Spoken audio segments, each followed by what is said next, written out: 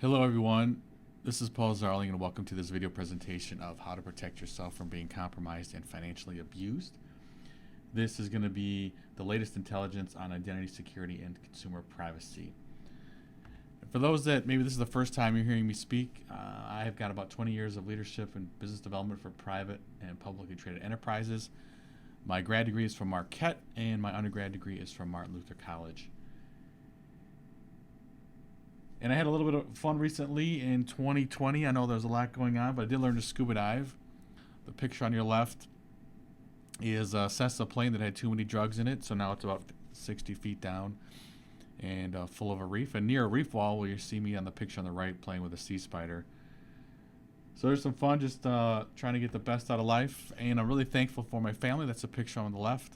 We have 7 kids with my wonderful wife, Jessica.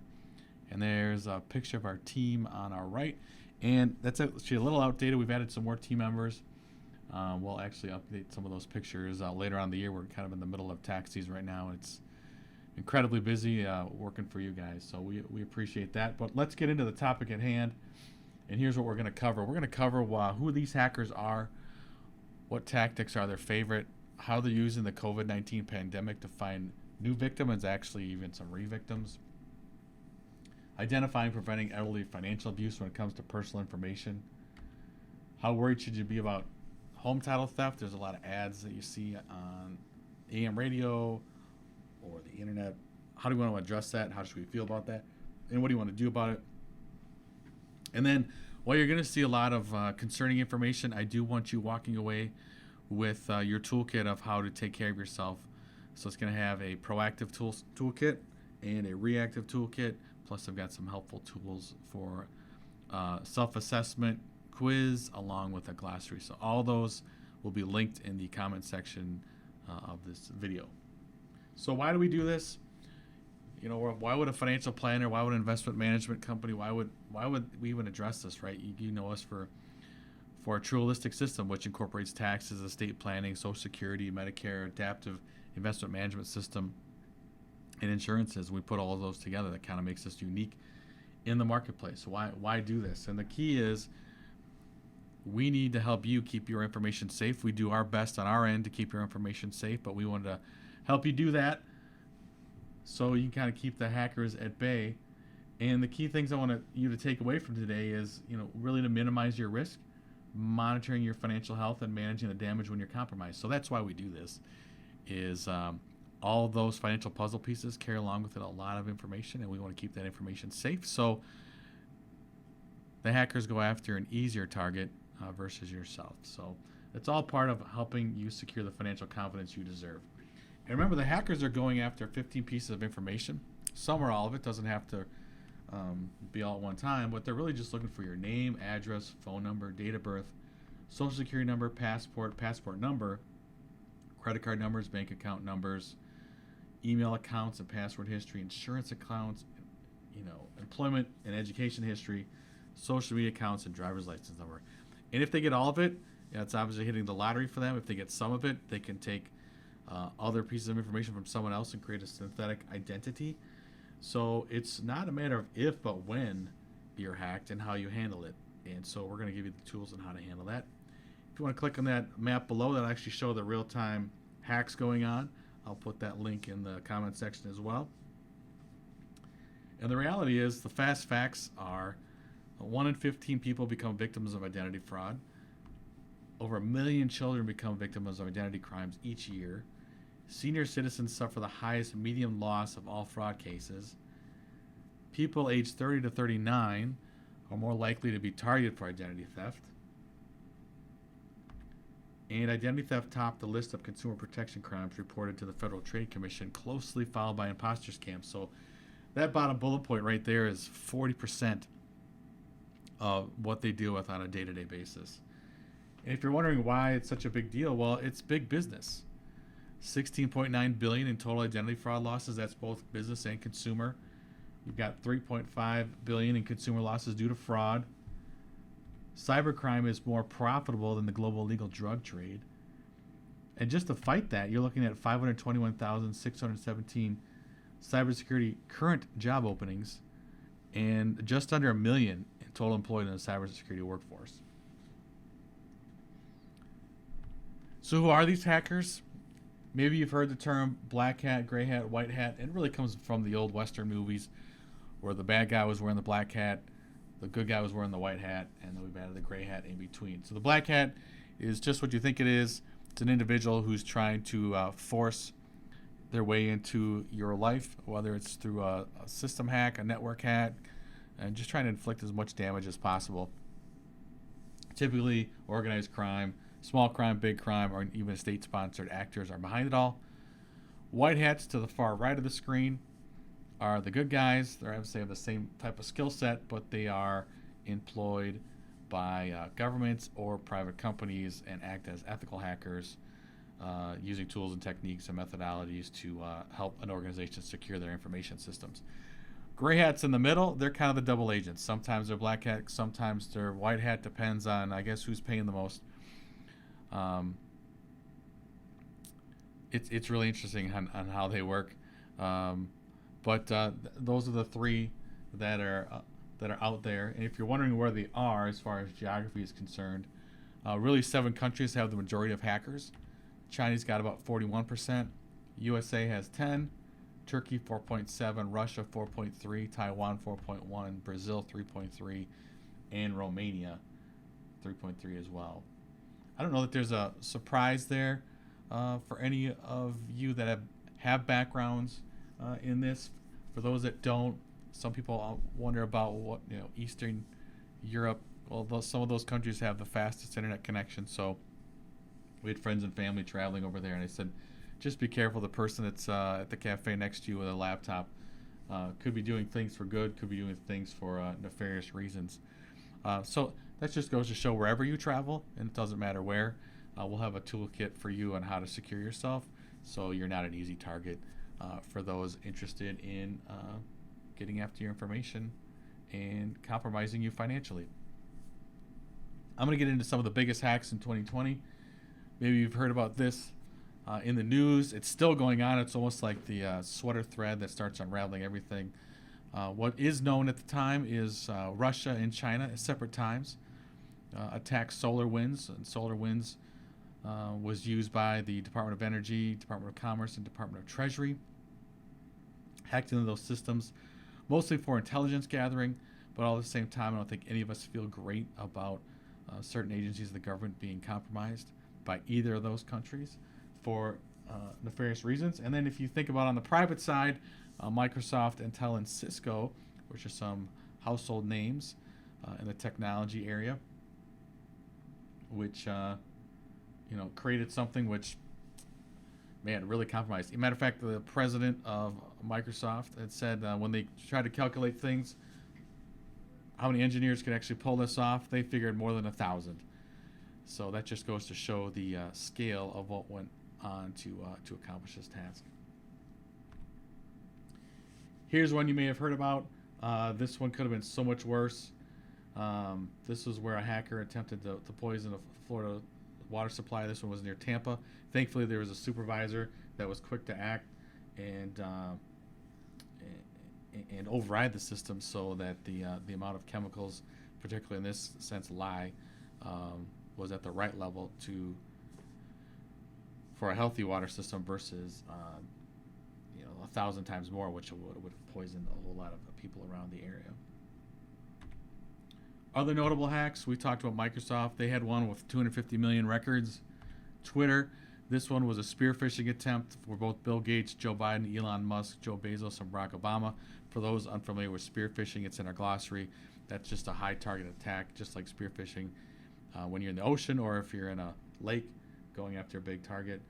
The interesting thing there is the spear fisher in this case was a 17-year-old going after those accounts.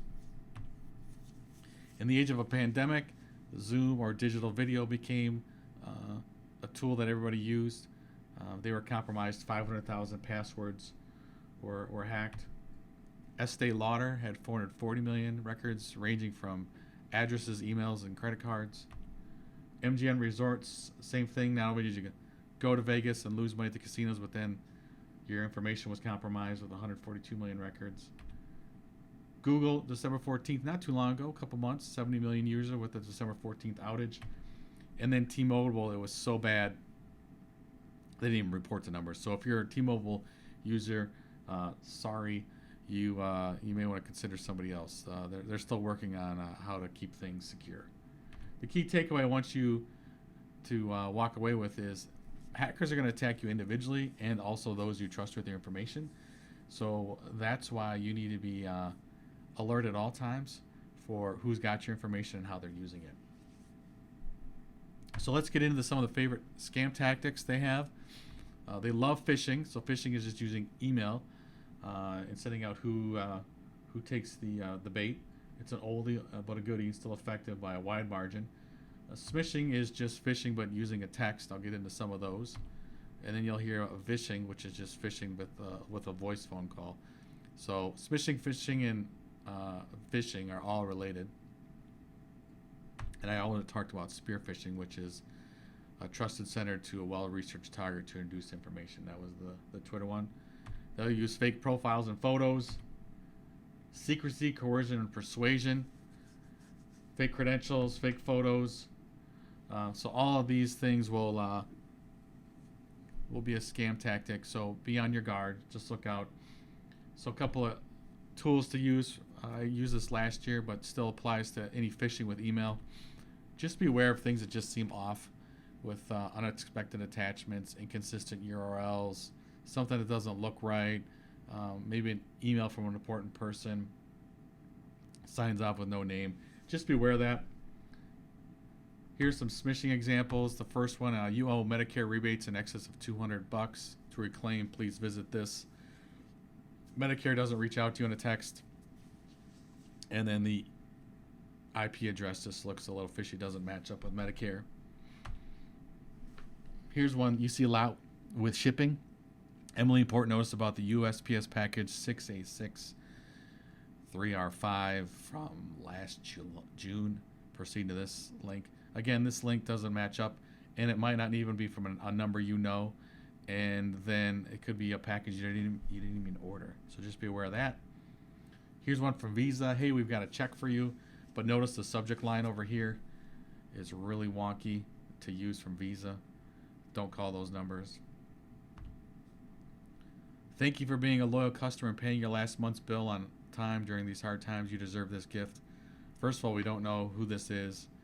Second of all, you don't know what the gift is. And third, you don't recognize the link. So that's something to keep an eye out. Today, December 23rd, is the final day you can get concealed carry gun certificate permit. Download here in under 15 minutes. A couple things with this one. Anything that takes 15 minutes to download should scare you. You don't recognize the URL. And then for those familiar in the Second Amendment world, there are no certificates. You have to get a permit and go through class and apply. Here's another fun one. You've received 3 Bitcoins. That's kind of the topic du jour in some finance areas. Hey, to get it into your account, go to these Google sites. First of all, I don't get paid in a foreign currency. It's a Bitcoin. And third, those Google sites don't even match up with, why you even go after that. So really the reality of the whole thing is it's a trap. So tips to avoid it, just block on when it calls or texts. I understand that they can go and have a California number to a Texas number to a Florida number or anywhere in between and kind of do rolling phones. Just block as many as you can. Don't give your personal or financial information in response to requests you didn't expect. And just resist the pressure to act immediately. And just take note on how scammers ask you to pay. If they ask you to pay in like Cabela's or Amazon gift cards, probably not a legit operation. And if something just seems off, it's okay to stop and talk to someone you trust. A friend, a sibling, a spouse, colleague, whoever it is. Just bounce it off and say, hey, does this seem real to you? By the way, back to on when it calls or text, I actually had a couple clients who've told me that their own phone numbers showed up when a hacker or a scam was trying to get a hold of them. Then they knew exactly what was up. So just be aware of that. Moving on to how hackers are using the pandemic to find new victims. They're using smishing and vishing over the COVID vaccine, particularly on being able to jump the line ahead of everyone else. Smishing to advertise a COVID cure.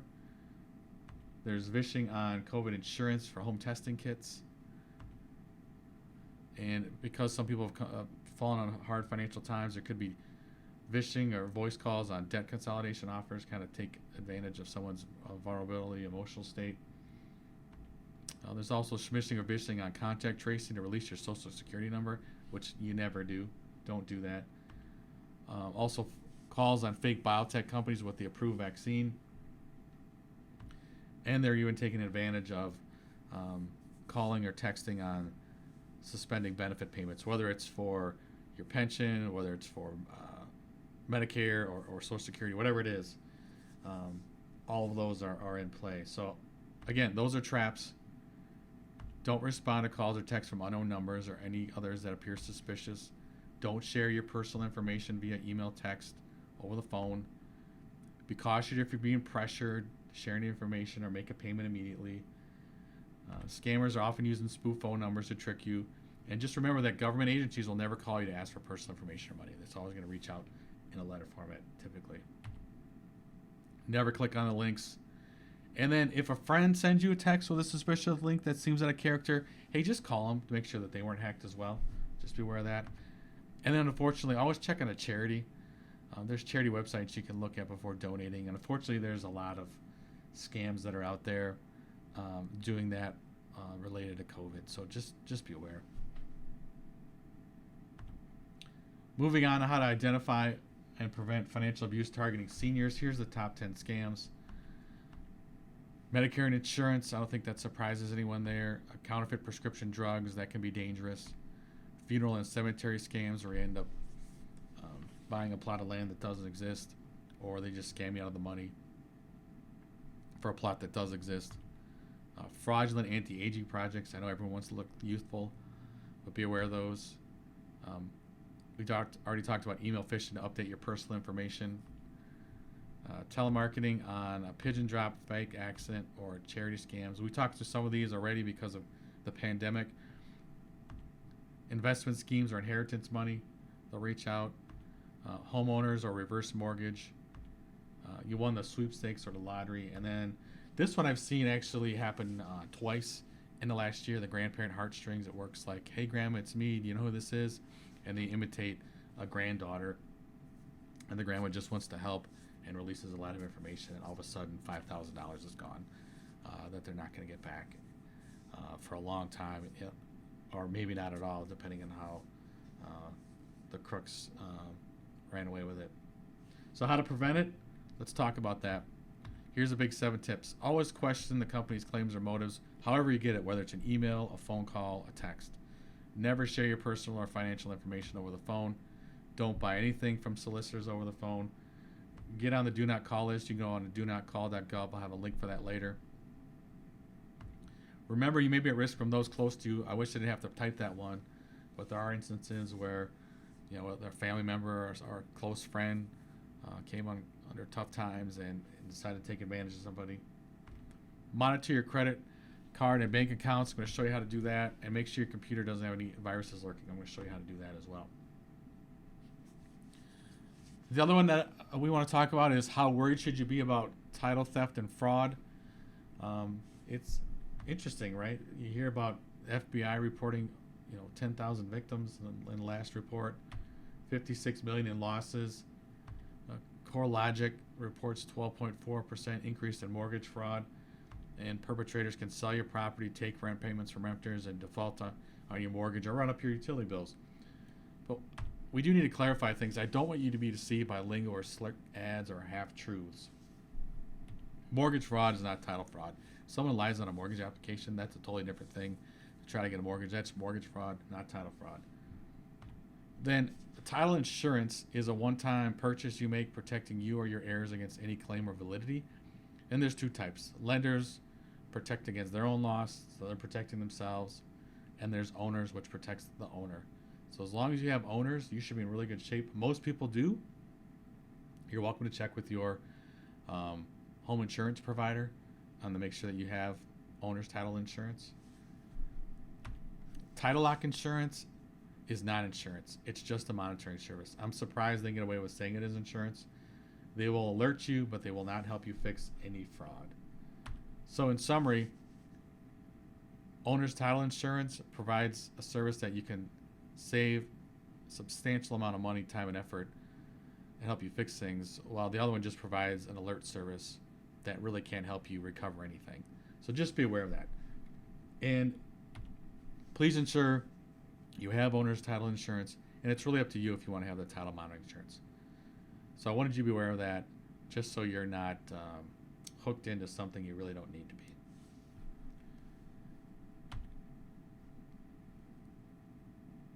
All right, these were 7 items we kept an eye on in 2020, and a lot's happened in the last year. And I want to also talk about what we're looking for in 2021. We talked about phishing last year, which is text phishing. We talked about drones, kind of accessing public Wi-Fi, and people are out of the library or at Starbucks or whatever it is, getting into that, and your compromised information because you weren't securing it. Deep fakes, hacktivism, social media with just rapping about how to hack, imitations, and then just different regulations. So those are the 7 we kept our eye on in 2020. A lot of those have come forward. So here's what we're looking for in 2021: smishing, deep fakes, hacktivism, and the use of drone Wi-Fi. And the 4 new ones are just connecting all your devices at home, with everyone working from home or doing school at home, or etc. Making sure you secure your devices. They're really going after all of them. I'm going to show you how to do that. Telehealth. More and more people are choosing to visit with nurses and doctors via video. Just be sure your connections are secure. And then 5G is it's a fun thing to talk about. It's great, makes for great ads, but just make sure that the infrastructure they're using is all tied together. That's the one concern that a lot of IT professionals have. Just make sure that it's as secure as everything else out there. So let's get into the tools to defend yourself. I talked about the numbers of everyone at risk for identity theft or in your information security. I've talked about the hackers, what they do, why they do it, the big money involved. It can be individuals to organized crime to state-sponsored, and the different tactics they use to try to get you to release information so they can defraud you. So, but I want you to walk away with knowing how to defend yourself from these individuals and organizations. So there's tools to be proactive, tools to be reactive. So let's get started. Reminder, hey, passcodes, make sure you're not using your birthday. Those are only like 6 characters, and that can be cracked instantly. If you really want a good one, please use 12 or more characters, including numbers, letters, and symbols. If you go down here to the bottom right, you can see, for example, 14 characters using upper, lower, symbols, etc. It's going to take like 9 million years, 200 million years to crack that code. So that's point 1. Make sure you have really strong passwords across all your devices and your accounts. Do not use the same one. And you may be asking yourself, well, how do I remember all that? You don't have to. Get a password manager. I'm going to show you how to do that. Secondly, virus. Make sure you have the latest and greatest antivirus spyware and firewall. Pardon me. This link right here, I created. That is a legitimate link. You can go to that link and research the best antivirus. Full disclosure, do not have any affiliations with them. Do not earn a commission off of any of those that you see. Just select the one that works best for you. So here are the proactive toolkits, right? Password manager, changing your passwords, 2-step authentication. I'm going to go through this list quickly, but I'm going to have another slide which shows you how to do that. Making sure your credit card is your primary spending vehicle versus a debit card. Debit card, if you're compromised, they've run away with that money, and you may not get that back for weeks, months, years. Where credit card, that fraud team's going to go after it because it's their money, and then they're refunding you that. So here we go. Let's get into it. First, get a password manager.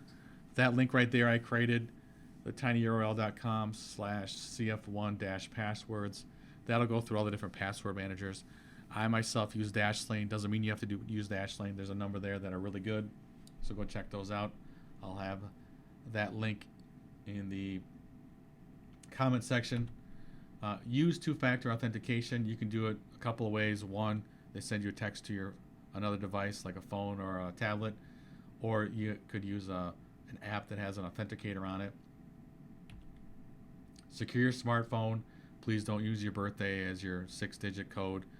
That link right there has instructions on how to do that as well. It's a nice article.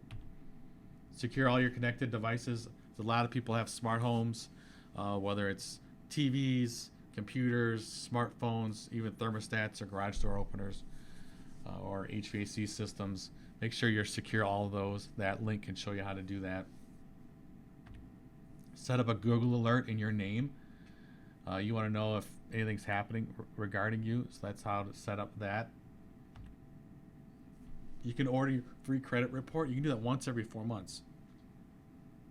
You get a free one from each of the credit bureaus, Equifax, TransUnion, Experian. So just order one of those once every 4 months at annualcreditreport.com so you can monitor what's all on there. You could consider credit monitoring. That's a comparison. tinyurl/cf1-credit-monitoring. I myself use LifeLock. Doesn't mean you have to use LifeLock. There's plenty of good ones out there, but something you should consider. Secure your Wi-Fi and avoid free Wi-Fi. So if you go to a coffee shop or a library and they have a Wi-Fi option, please do not use that. Most people have the option through their phone provider to do a hotspot. Please use that. This link that I have there shows you how to secure your Wi-Fi. Reset your passcodes, 12 to 14 characters with multiple letters, numbers, and symbols. Please consider doing that every 90 days. The password manager will help you do that. And then number 10 is just as important, shred it and delete it on a regular basis. So if you're getting credit card offers or you have bank statements or benefit statements or whatever it is coming to your mail, feel free to delete those and shred those. If you have things coming to your email, please delete unneeded items. It's actually very mentally freeing when you do that, and it keeps everyone at bay. Interesting thing, we had a client who did not shred a credit card offer. They just threw it into their garbage can. They had a teenager from down the street come and dumpster dive, so to speak, grabbed it, filled it out in there using all their information, and created a whole new credit card account. So even if you're not filling it out, shred everything that you get that's an offer that may allow your personal information to be compromised. Now the reactive tool. You need to take action very fast when it happens, and it's only a matter of time. And it could be something as simple of, hey, my credit card is compromised, to, wow, I just got defrauded of like thousands of dollars. So here's how it's going to work.